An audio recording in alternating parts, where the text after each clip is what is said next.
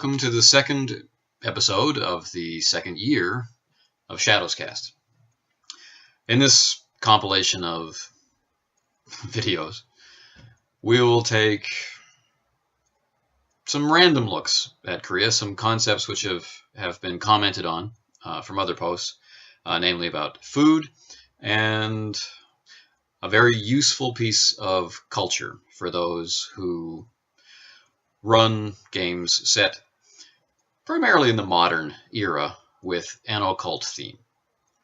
Other than that, we look at some new products which I've received and discuss mapping.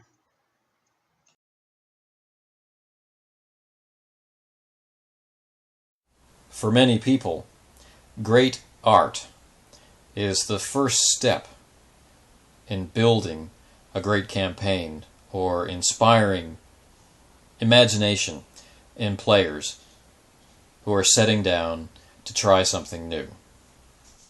In many ways, art is the gateway to the world of imagination that we create around the table. But not all games have great art, and not all of us are able to produce great art when we need it.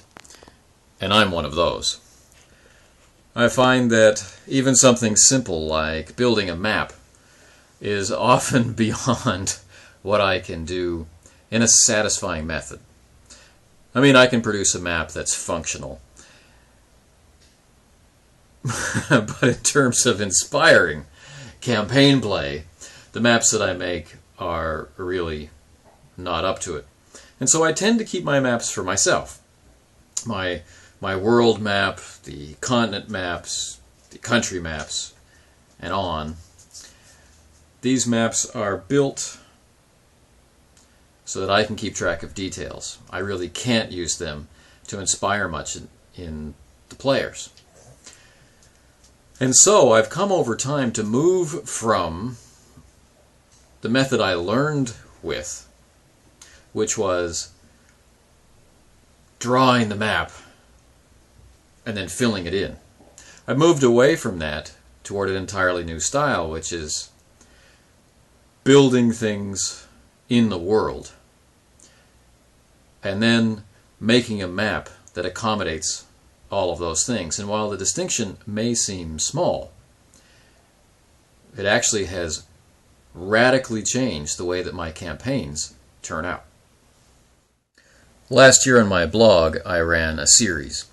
I frequently do series on the blog about different things, but this was my serial settings series, where each week I would reveal a new part of a setting for a pulp game. Now in this case it was Hollow Earth Expedition, and I created an island setting in the 30s, which week by week we learned more about over the course of an entire year, all with no map. And the challenge for me, or one of the challenges for me, was to keep everything straight in my head so that there were no geographical conflicts, and also to work on being able to describe relationships between the elements, the physical elements, in the game world without relying on just the map. What I needed to be able to focus on was describing things as we do in a face-to-face environment without being able just to pull out some glossy and evocative map art from the publisher.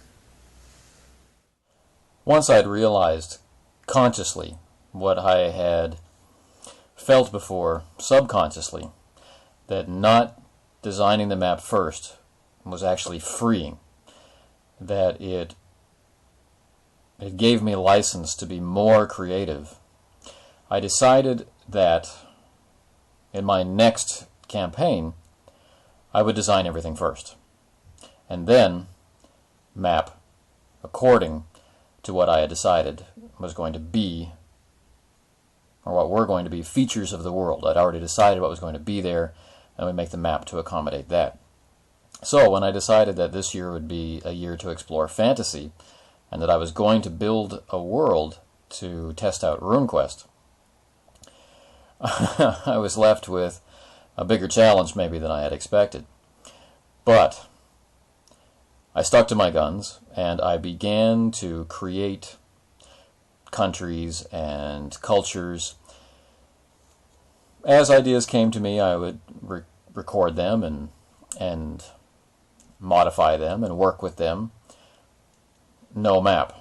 And as these ideas began to butt up against each other in my head, it began to suggest relationships in the world.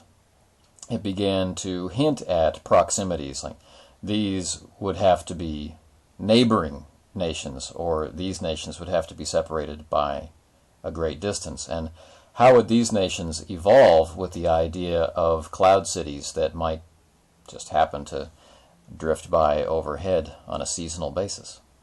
Things like that. So after I had reached a point of design where I felt like, all right, I understand this world, and it's ready now to receive the impact and the input from players, that it became necessary to create a map. Or did it? And this is where I had to make a decision. In a time frame such as what I have available to me, describing everything in words, well, as you know, a picture's worth 1,000 words, describing everything out so that everybody would have the same kind of sense of the world that I have, without a map, would be a very daunting and time-consuming exercise. So it really was time to create a map, as much as I wanted to hold off on map creation for as long as possible.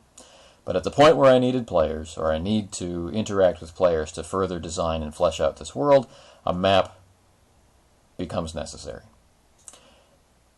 And then I noticed something interesting. Once I had created the map and filled in all of these ideas, I started having a lot more ideas.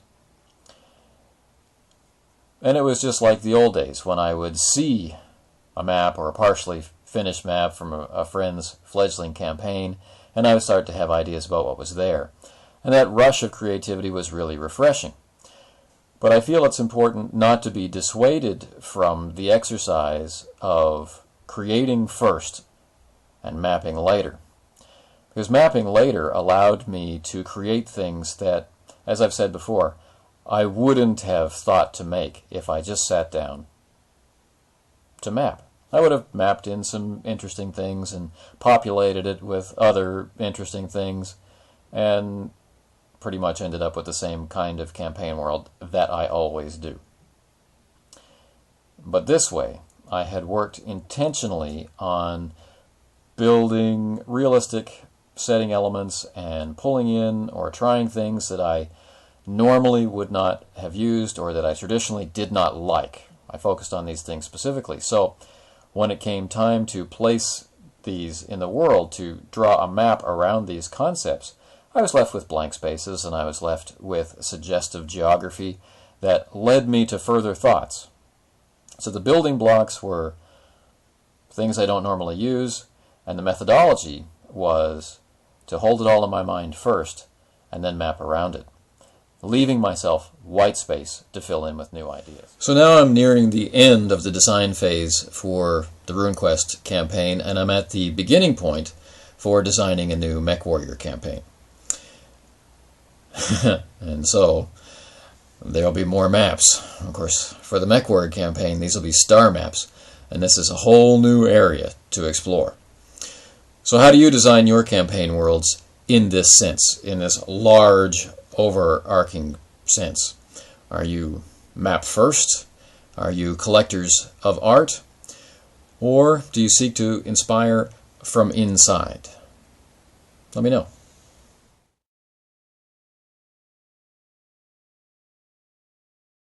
Those apartments down there are where I live. I was visiting a friend, and now I'm on my way home. As we go, we'll talk a little bit about spiritualism in modern Korea. I'm moving through a pretty normal neighborhood. The end of the street is a university, and this is a mixture of university housing and real people housing. And I'm about to come up on a Buddhist temple, which is typified by the red and white flags. And this is a temple, sort of. This is a place where you can go and discuss things of spiritual import. Some of them are fairly normal, and some of them are more like a place where you would go to meet and interact with a shaman to help figure out what's wrong with your life and how you can fix it. And usually the answers are not easy ones.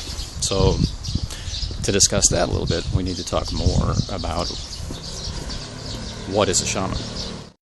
The simplest way to describe it is similar to other ideas around the globe, where a person is ridden by a spirit, or at least is in a position where they're pestered by otherworldly forces, hearing voices, having dreams, that sort of thing, and are thereby empowered to help other people spot their weaknesses and set them on a course of improving their lives. All sorts of strange activities may be part and parcel of this. Sword dancing, what appears to be personal mutilation, chanting, strange voices, all kinds of inspired dancing, music, that sort of thing. And the shaman, the mudang, is seen with a mixture of awe and pity. Now, the city I'm in is a very technologically advanced one. KAIST, the Korean version of MIT, is here. This is the tech corridor for the whole country, so the semiconductor business and all that goes along with that, it's all here in this city. And yet, since I've started talking to you, I've walked past the homes, or the places of business, I guess we could say, of 3 mudang. So wrap your head around that a little bit. It's not like some kind of, fortune teller for fun thing you might find in a carnival area. This is serious business, and these people live very serious lives of personal deprivation and struggle. Some of them might live without heat, living in rundown hovels, not particularly because they need to, but because, to Western eyes, these are very strange people. But the most rational people that you might meet, scientists, professors, doctors, lawyers, whatever, normal people, routinely involve this aspect of their society in lives. Naming children, deciding whether or not to start a business, should they get married, should they get married to this person, should they get married on this date. All of these things can be connected in forms of seeking advice to these spiritual advisors, these mudang. Of other interest is that faith healing is also connected to this. Now, this aspect of culture will be disappearing soon. Government regulation, social pressure from more modern, more organized religions is pushing them out, but even the simple creep of development, this kind of development, is pushing these people out. People whose livelihood is connected in a very strong way to their suffering. The idea of balance in life, the balance of positive and negative forces, is almost like, for normal people, things should be in harmony. The negative and the positive cancel out, leaving you with normalcy. But for advantage, for the great power and great responsibility that comes with being mudang, great suffering is required. And in this kind of organized comfort, it doesn't exist. Ever since the 70s and the phenomenal Han River Miracle, Korea has been trying to throw off its superstitious roots. It wants to keep its culture, it wants to be distinct, it wants to be recognized as a unique contributor to Asian culture, but at the same time it wants to be modern, it wants to be respected, and it wants to be powerful. And these elements that they know the West thinks of as superstitious and representative of magical thinking, these are disappearing, falling victim to the drive toward modernity and development. If that's a bad thing, I leave up to you. For gaming culture, this gives you a lot of different opportunities, from games of Call of Cthulhu set in earlier periods to, any of the White Wolf games set in Asia, the socially accepted function of a shaman who's empowered to both do battle with negative spiritual forces and be a guide for positive spiritual forces, whose position is kind of like caretaker and advisor to a small neighborhood of people. The benefits of this to any kind of developing story, I don't need to mention, do I?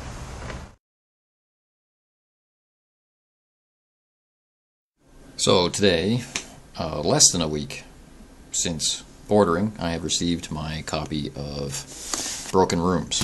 I really liked the PDF, so I wanted it in print, and this was my second chance for Drive-Thru RPG's print-on-demand service. So here's the box. This is the condition in which it arrived. Okay, so let's open her up and see what condition the book is in. So as soon as I open it up through this exciting breakaway box, I see this very dramatic spine. Makes me feel good right from the get-go.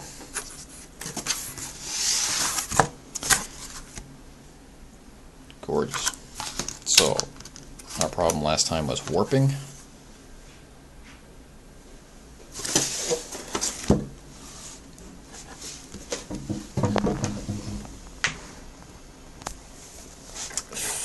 Well, it's not as bad as the Pendragon book, is it? Okay, maybe we'll give Drive-Thru a reprieve. What does it look like on the inside?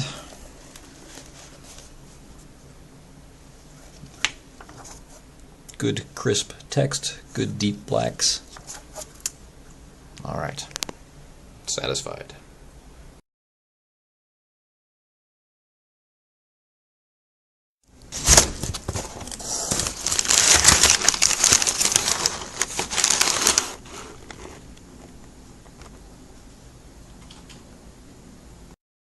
The other thing I got today, finally, was the replacement for the DCC RPG, as you can see. I wanted this cover instead of the standard cover, or instead of the cover which is pent.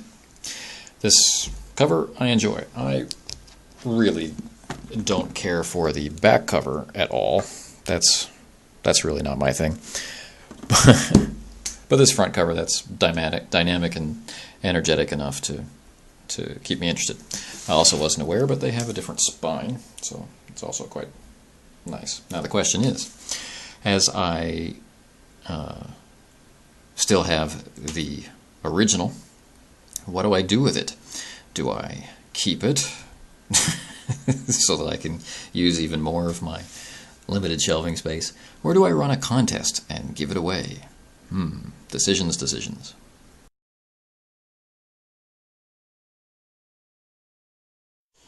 Sometimes there is an alchemy. There is a special effect from receiving the physical copy of a game. Now, when I first saw Broken Rooms advertised, I was intrigued. When I started reading the fiction on their website, I was more intrigued. And it didn't take me very long before I went and ordered the game on PDF. The game impressed me and it's on my back burner for things that I would like to do in the future with the right group of people. But recently, it popped into my head that I'd really like to see it in print. I wanted to give Drive-Thru RPG another chance, as I mentioned before, and so it was Broken Rooms that I chose to print out. And now that I'm holding this heavy and gorgeous game in my hands, I cannot wait to play it. Of course, if you're like me, then your shelves are full. So I'm juggling things around to create space where there is none, and I really want this game in a spot where I can see it and be inspired by it. So I've decided that I'm going to get it as close to my other Grey Mulligan Design Studios game as I can. They've done Desolation. But this is not a Ubiquity game, so I'm going to keep them separate because, yes, I'm that guy. And so I've decided I'm going to put it in between Serenity and Battletech. Because somehow this game falls between the search for serenity and the search for the violence in us all. And so, into the shelf it goes, if it will fit. Oh, it's a meaty tome, and I'll need both hands. There we have it. Almost pride of place. Not quite so easy to access as my Ubiquity stuff, but certainly eye-catching right there in the middle. So what happened to DCC, you ask? Well, it ended up over here on this alternate shelf. I recently inherited a bunch of books from a friend who has moved back to the other side of the earth.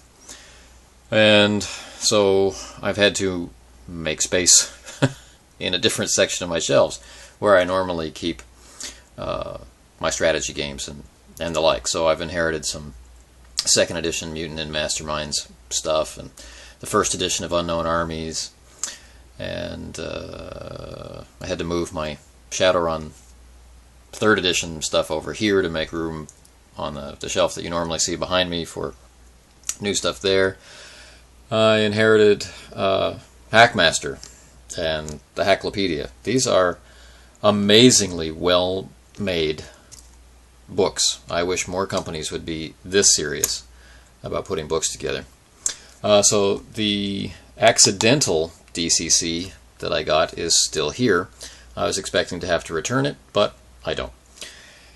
So I'm going to have to figure out something to do with it, as I mentioned earlier. And the new copy of DCC, the one that I wanted, is here, as well as some awful Fate. Yes, I don't like Fate. Deal with it. Fiasco, Tech Noir, the Dyson's Delph book we saw the other day, and the Korean language RPG, Magicians. They're all over here so that I can access them and flip through them and glean from them what I will. As those of you who follow my channel know, I'm not this kind of gamer. Dungeons & Dragons is no longer my thing and hasn't been for decades. But things develop, and I do like to occasionally check things out. So this material is the closest I've gotten to anything related to D&D since, well, as I've mentioned before, 1989 and 90. And so it's definitely time to check in again and see how things have changed. From what I've heard about Hackmaster, they've changed a lot of the things that drove me away from Dungeons & Dragons, so that might be interesting, not the least of which is their use of the excellent initiative system from Aces and Eights. So anyway, expect some conversation about this stuff at some point in the future.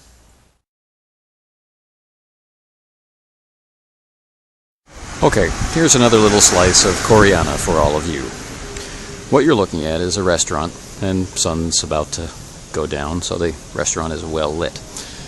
And you may not be able to read the sign, but what it says is Dakdongjip, which basically, as literally as I can translate it, means chicken shit house. Excuse my Saxon. And what that really means is that is a chicken rectum restaurant. You heard me correctly. It's a spicy, kind of like a casserole, I guess you'd say, pan-fried dish, which, yes, I have eaten, and no, I'm not going to be eating today. And the main element of it is the rectums of chickens.